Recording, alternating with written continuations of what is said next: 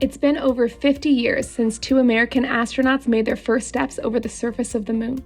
Half a century later, this moment still remains perhaps one of the most significant events in human history. Yet recent breakthroughs in space exploration may bring back this idea that there is no such thing as dreaming too big. On today's episode, we'll talk about a wide range of topics, from commercial space stations and the on-demand space economy to reusability and how artificial intelligence is being used in space. Welcome to Deloitte Tech Talks.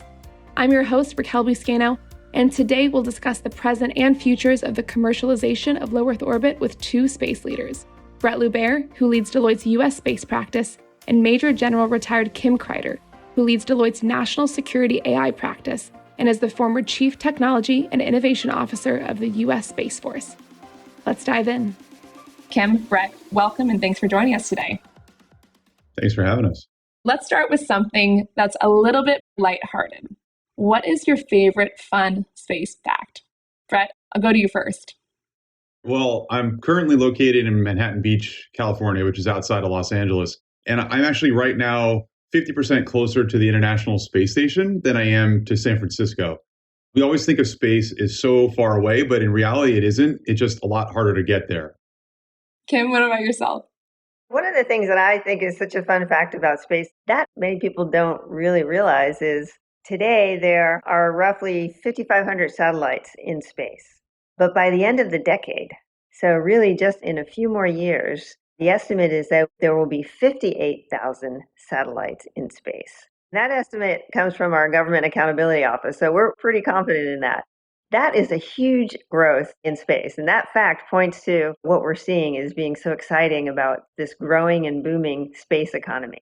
Wow, that really puts it in perspective. There is so much activity happening right now. Many of us have seen some of the incredible images that the James Webb Telescope is bringing back from the earliest days of the known universe, or even heard about NASA's DART mission, or Double Asteroid Redirection Test, which redirects the orbit of a non-threatening asteroid. And all these are examples of government activity. But there's quite a bit happening in the commercial sector as well.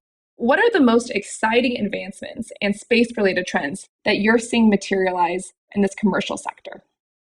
What probably excites me the most is the convergence of both government and commercial interest in space through what we're talking about as the commercialization of low Earth orbit, or LEO.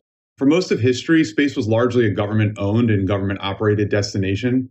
And what we've seen over the past decade is this shift towards commercial outsourcing to include human spaceflight. In 2020, NASA launched astronauts to the ISS from a commercial spaceship. And why was this important? This was the first time in 9 years that NASA had launched an astronaut from US soil. Government still has a very critical and continued role in space, but we're seeing more and more of these commercial use cases that close without the reliance on government funding. So these range from mega constellations, providing communications capability, to new and uses around in-space servicing, assembly, and manufacturing, which we call ISAM. And it's encouraging that we'll ultimately benefit from all parts of this space system. Let me add to what Brett just laid out there, because he's absolutely right. The commercialization of space, the growth that we're seeing in all of these satellite launches is really driven by the fact that the commercial marketplace sees space as a place where they can generate revenue. There are viable business models for leveraging space, providing information from space, and actually beginning to think about providing capabilities in space, for space. A lot of what we do in space right now is pointed towards making things better on Earth through satellite communications, through GPS, providing ISR or other imaging capabilities for a variety of different uses. But we also see a growth in space for space, and so space-based capabilities. Brett mentioned the growth in human spaceflight. And we're seeing that more companies are talking about what this could really look like, bringing the cost down and creating viable platforms so that everyday professionals can go into space and do work, do research. There's a lot of conversation about that happening in a relatively short amount of time.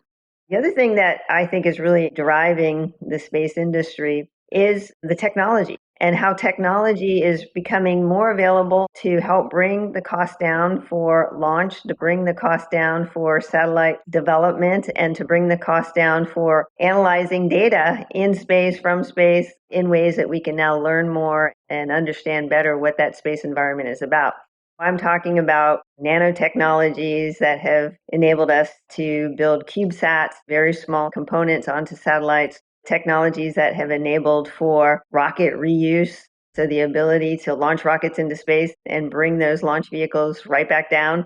Artificial intelligence and machine learning technologies that are allowing us to leverage data more effectively from space. And again, in space as well, where they're analyzing data right on the space platforms and deriving insights at that source of sensing. So it's really an interesting time to think about all of the things that we can do in space today and all of the things that we will be able to do as we continue to get more capability up there.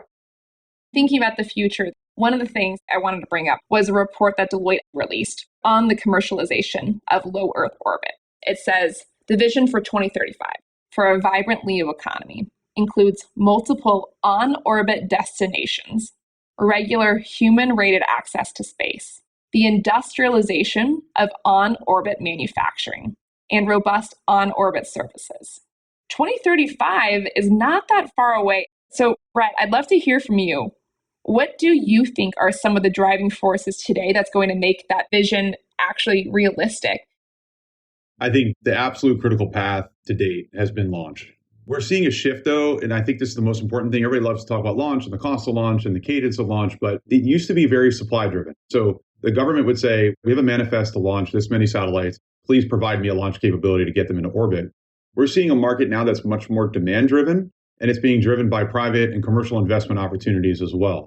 And with that, there's a domino effect with the growing demand for more agile satellite operations and remote sensing, both defense and commercial, that create a foundational demand for launch providers and small satellite tech firms, which in turn fuels these economies of scales, the cadence of launch that goes up, and driving down the price per launch.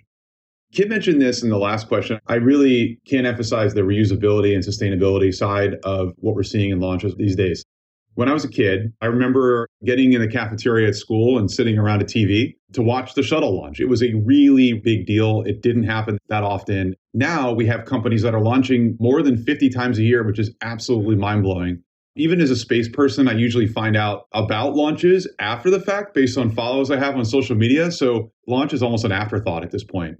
Reusability is a gigantic game changer when it comes to rockets and launch components. Think of the analogy. I take a flight from LAX to DC. I would never think about discarding the plane afterwards. As a matter of fact, I want to know that this plane has been in service for a long time and has made a bunch of flights. That's reusability around launch. It is not just about reducing costs, but also around building confidence. Another one is government support for early stage R&D. NASA recently announced it would fund early stage R&D for 3 proposed commercial LEO destinations, which allows for use cases that we're thinking about today and ones that we haven't imagined. We talk a lot about sustainability on Earth, but space debris is a problem, although a small problem right now. It could be a tremendously huge problem in the future. That's why there's new regulation in terms of when you're launching your large constellation, what's your deorbit plan to make sure that space is sort of a pack in, pack out scenario where things are managed in a sustainable way. We're also seeing the rise of on-orbit servicing. This will help clean up debris that we've already have that's out there and make sure that we have a sustainable space. You threw out this term ISAM, which is in-orbit servicing, assembly, and manufacturing, if I got that right. What does this actually mean, and how does this actually connect to space debris when we think about reusability and sustainability? Well, when we started putting satellites and people on orbit, there was pretty much you can't fix it. You launch a satellite into orbit and it works great, and it doesn't. You just spend a lot of money and your platform doesn't work in space. So now we're thinking about ISAM and we say, well, what if I can do repair on orbit? What if I can refuel on orbit? A lot of the satellites that we put in orbit exist in orbit and with a lifespan that's largely driven by the amount of propellant they have. The ability to refuel a platform throughout its life provides an intense amount of maneuverability. It provides resiliency to an architecture. It provides extended life to those platforms. And I think that's going to be one huge game changer, especially for national security type missions in space. On the commercial side, we're seeing this increased cadence of launch that largely goes to LEO.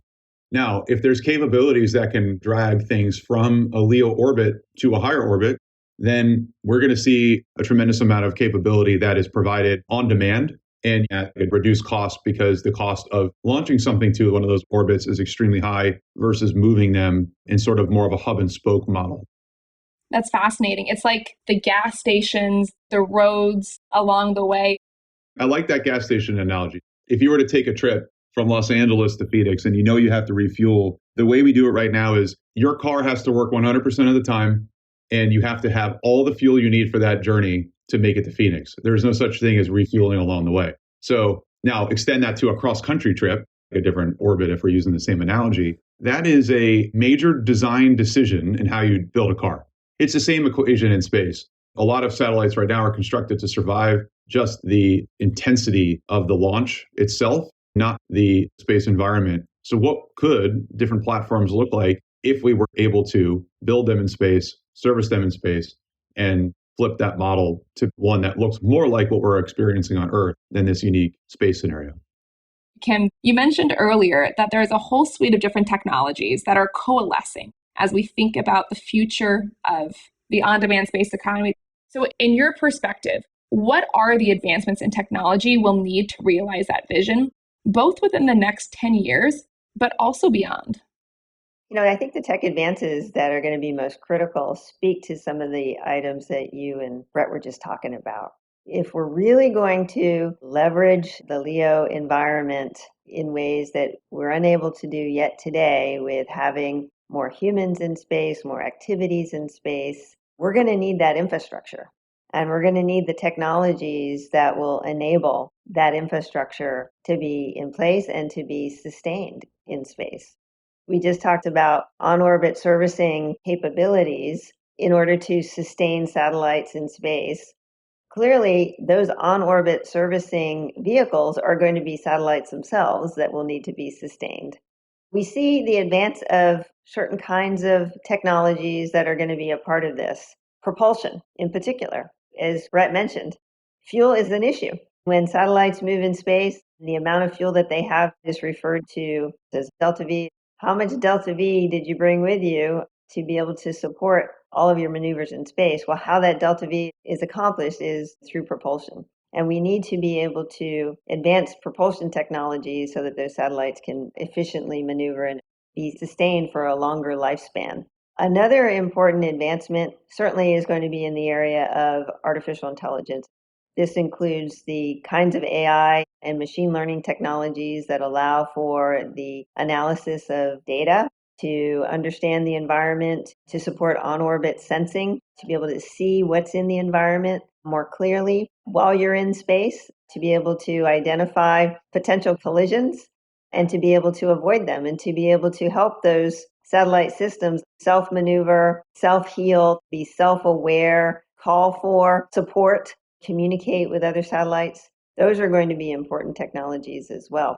Cybersecurity is another really critical capability area today. Certainly, space as a congested and contested environment is vulnerable to cyber attacks. Our capabilities in space very much rely on cyberspace to communicate to the ground, to communicate with each other. So securing those with advanced cybersecurity capabilities is going to be absolutely critical. The advancements in cybersecurity are certainly leaning in towards the advanced uses of quantum encryption, as well as quantum computing, and the ability to process large amounts of information at very high speeds is going to be important. And to be able to do that in environments that are remote like space is going to be certainly part of the future. Some are very available today. Some are still leading edge technologies like quantum, but it's these kinds of capabilities that are going to, I think, enable us to realize the vision that we have for the future of space. Kim, thank you for walking us through those. It really helps you understand that there is a huge ecosystem that's really all coming together. And I liked the emphasis on AI and ML, because I think a little bit about autonomous vehicles and how you need vehicles that can make very quick decisions within a very specific time frame, thousands of miles away, and then even further as we move past, Earth's orbit to the moon and even beyond. Well, you need that on-device decision making more than anything else. And so I think it really speaks to the need of that. Well, that's right. And as we said earlier, with more and more satellites going into space, There's going to be an increased need for traffic management capabilities. And so it's that AI, ML, and autonomy that's really going to help support that. So we've talked about Earth, we talked a lot about space, and I think most people think about them as almost entirely different worlds. But this really isn't the case. Even if we produce things on Earth to grow the space economy, that economy and its benefits are located here on Earth. It's a symbiotic relationship. Can you speak to how space technology is helping life on Earth, and potentially even the nuanced ways in which companies on Earth can participate in space? Because I think that this is going to be a growing question as the space economy evolves. How do companies participate and how do they benefit from it? So I'll start by marveling how much space is part of our life. And for every person listening to this podcast, your life on Earth would look a lot different without space. So when you hop in your car to navigate to work, you rely on space. When you buy a cup of coffee at the coffee shop, you rely on space. When you use your phone, you rely on space. All of these services and many, many, many more are made possible by the GPS constellation, right? And that provides positioning, navigation, and timing that's critical to our everyday life. It's so seamless to what we have and everything we do. You don't even realize how much it's transparent and part of your life. One of the most rapidly growing use cases for space is Earth observation. Earth observation is a critical capability for national security, but it also provides us important information on things like weather patterns and forest fires, and most importantly, climate change. Well, let me go back to the bigger picture of Earth and space. We see tremendous opportunities for what I call Earth companies to find a role in space. One of the biggest conversations we're having with our clients right now is helping them to see how their products and services on Earth could be used in this growing space economy. So for instance, if you're a company on Earth who's developed, let's say, a robot that can travel to extreme sea depths and fix a leaky oil pipeline, you might think now you have a role in space. That is largely a zero-G type environment. It's either autonomous or remotely controlled. That environment is a lot like space. It is a harsh environment for humans and one that may actually be a growth area. That's one of many, many, many that we're looking at. And I think the opportunities are just truly endless. If you're thinking about it, how do you take that technology and turn it outward towards space? I'll jump in on some of what Brett's saying here in terms of Earth observation. What's been driving a lot of that demand and interest and recognition of the value that can be derived from Earth observation capabilities from space is the availability of more exquisite and fine-grained imagery that's now more available to everyday users. So you can imagine how many different ways imagery can assist companies in their business models. If you're a logistics company and you want to keep track of all of your trucks and where they are, or all of your tanker ships and where they are, well, we can track those when we can understand where things are happening around the world. Brett mentioned watching weather patterns and being able to improve weather forecasting or forecasting natural hazard cleanup and response. The ability to look at traffic patterns on the Earth and plan for city planning in ways to ease up traffic patterns, to provide better services to local citizens. I mean, there's many, many ways in which we see organizations wanting to leverage space. One of the things Deloitte's been doing is this concept that we call Gravity Challenge, which comes up with different problems like traffic pattern management or climate issues, and invites companies to come in and compete with their ideas on how you could use the space-based satellite imagery and what are creative ways to use that data to address the challenges that are being posed. And we see more and more companies eager and interested to take part in that. I love the way that you outlined it because there really are so many different opportunities to participate in space. Deloitte has a space practice where we serve both commercial and government clients.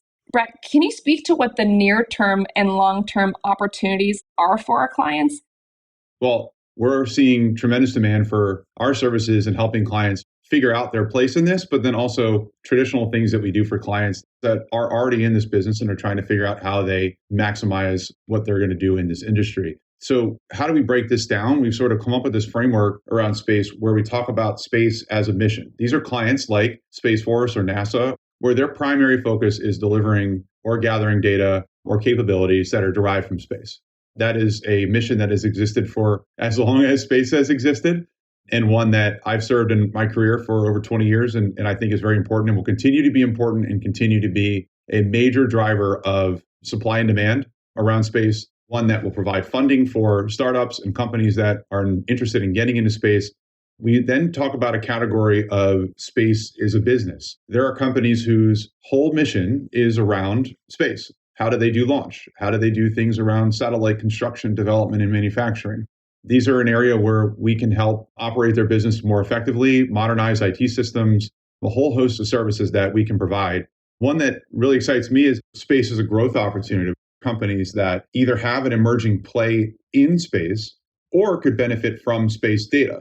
We see these in markets such as pharmaceutical research and development, healthcare, life sciences type companies, or any of those industries that could benefit from all this wealth of data in space. So we see that space as a mission, space as a business, and space as a growth opportunity. That's great. Wow. Kim and Brett, you've collectively been working in the space industry for many years. What is different today than, say, a decade ago? What makes this point in time different? Why is now so special? Well, I'll start. I think one of the things that makes a difference now is the amount of collaboration that we see going on between governments around the world. We see countries around the world wanting to participate in space, providing launch services, and collaborating actively with each other on sharing payloads on launch vehicles or making their launch services available to others. So that's really exciting. We also see a lot of collaboration across industry partners coming together and finding new and innovative ways to bring new solutions around space, in space, from space, as mentioned earlier. We see collaboration between industry and government. We see collaboration around sharing information about vulnerabilities in space, whether it be vulnerabilities from debris and traffic and what to do about it, vulnerabilities and threats with respect to space weather, because there are weather conditions in space, and how does that affect the satellites that are up there? And then, of course, the cybersecurity threats. And in fact, Deloitte is a founding member of the Space ISAC, the Space Information Sharing and Analysis Center, focused on space and sharing information in a public-private partnership way, collaborating on the threats to space from all source threats, but predominantly cybersecurity threats is a big concern. I'll go back to a much younger version of me that had more hair. So when I was in college in the late 90s, I wanted to be an aerospace engineer and I wanted to get into space. And countless people back then told me it was a huge mistake. There was no jobs. And the barrier to entry for being in aerospace engineering or in space at that point was being a PhD. It was being a rocket scientist. Interest in space to me is the most exciting advancement that we're seeing today. When you think about space, it's become increasingly accessible. In every way, it pulls from every discipline. And to me, space belongs to everybody. It is all of our place to grow as humanity. It is a growing industry and will dominate the next 50 to 100 years of our lives. I can't imagine there's really a better overlap these days between market opportunity and a subject matter that really captures the human imagination. Space is a fascinating place. It is one we think about. Every single person looks at the moon and says, that's interesting. There's not a single person that looks up and says, not interested. Space is the kind of place that is exciting for humans. Well, Brett and Kim, thank you so much for an incredible discussion. In our conversation, I felt that we kept our eyes to the sky, but our feet firmly on the ground, mixing both information with inspiration. So truly, thank you. And to all our listeners out there, thanks for tuning in. I'm your host, Raquel Buscaino, and I'll catch you on our next episode. Until then, stay savvy.